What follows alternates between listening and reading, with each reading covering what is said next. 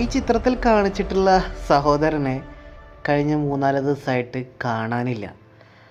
ഇദ്ദേഹം എവിടെയാണ് ഉള്ളത് എന്ന് യാതൊരു ഐഡിയയുമില്ല.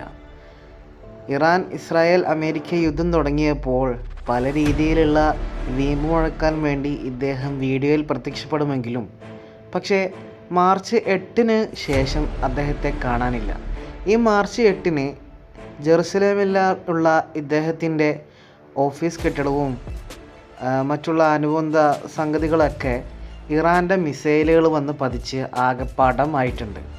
ഇറാനിയൻ നേതാക്കളത്ര ധൈര്യശാലിയല്ലാത്ത ഇദ്ദേഹം യുദ്ധം ആരംഭിക്കുന്നതിന് മുമ്പേ തന്നെ ബങ്കറിൽ അഭയം തേടിയിട്ടുള്ള ചരിത്രങ്ങളാണ് ഇതുവരെയുള്ളത്.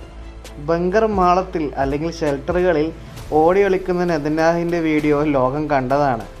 മാർച്ച് 8-ന് നടന്ന ആക്രമണത്തിൽ ഇദ്ദേഹം കൊല്ലപ്പെട്ടു എന്നുള്ള സ്ഥിരീകരിക്കാത്ത റിപ്പോർട്ടുകളാണ് ഇപ്പോൾ പുറത്തു വന്നുകൊണ്ടിരിക്കുന്നത്.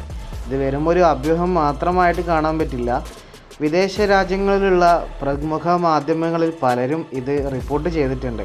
ചൈനീസ് മാധ്യമങ്ങളും അറബിലെ രാജ്യങ്ങളിലുള്ള വാർത്താ ഏജൻസികളും ഇസ്രായേലിലെ തന്നെ 1-2 പത്രങ്ങൾ ഈ ഒരു വാർത്ത കൊടുത്തിട്ടുമുണ്ട്. ഇസ്രായേൽ വിദേശകാര്യമന്ത്രി തീവ്ര വലതുപക്ഷ പാർട്ടിയുടെ നേതാവുമായ ഇറ്റാമിൻ ബെർഗ്യാമനെയും ഇദ്ദേഹത്തെയും കാണാനില്ല എന്നാണ് അറിവ്.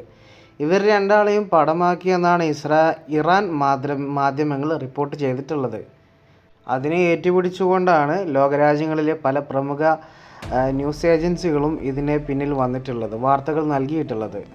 ഇറാൻ പ്രത്യക്ഷത്തിൽ ഒറ്റയ്ക്കാണ് ആക്രമണങ്ങൾ നടത്തുന്നുണ്ടെങ്കിലും ഇറാന് വേണ്ട സാങ്കേതിക മികവുകളെല്ലാം എല്ലാ സഹായ സഹകരണങ്ങളും 3 രാജ്യങ്ങൾ ഉത്തര കൊറിയ, റഷ്യ, ചൈന വളരെ നല്ല രീതിയിൽ തന്നെ നൽകിക്കൊണ്ടിരിക്കുന്നുണ്ട്.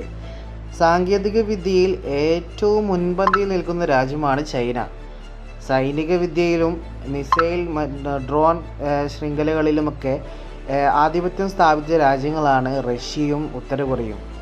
ഇപ്പോൾ പുറത്തു വന്ന വാർത്തകൾ പ്രകാരം റഷ്യയും ചൈനയും അവരുടെ സാങ്കേതിക വിദ്യകളും യുദ്ധസന്നാഹങ്ങളും ഉപയോഗിച്ച് റഡാറുകളൊക്കെ ഉപയോഗിച്ചുകൊണ്ട് അമേരിക്കയുടെ പടക്കപ്പലിൻ്റെ സ്ഥാനങ്ങളും നെതന്യാഹുവിൻ്റെയും അദ്ദേഹത്തിൻ്റെ കൂട്ടാളികളുടെയും ഓരോ ചലനങ്ങളും വളരെ വ്യക്തമായി കൃത്യമായി ഒപ്പിയെടുത്ത് ഇറാന് അവരുടെ സഖ്യരാജ്യങ്ങൾ വിവരങ്ങൾ ചോർത്തി കൊടുക്കുന്നു. അതിലൂടെയാണ് ഇപ്പോൾ ഇറാൻ വളരെ കൃത്യമായി ആക്രമണം നടത്തിക്കൊണ്ടിരിക്കുന്നത്.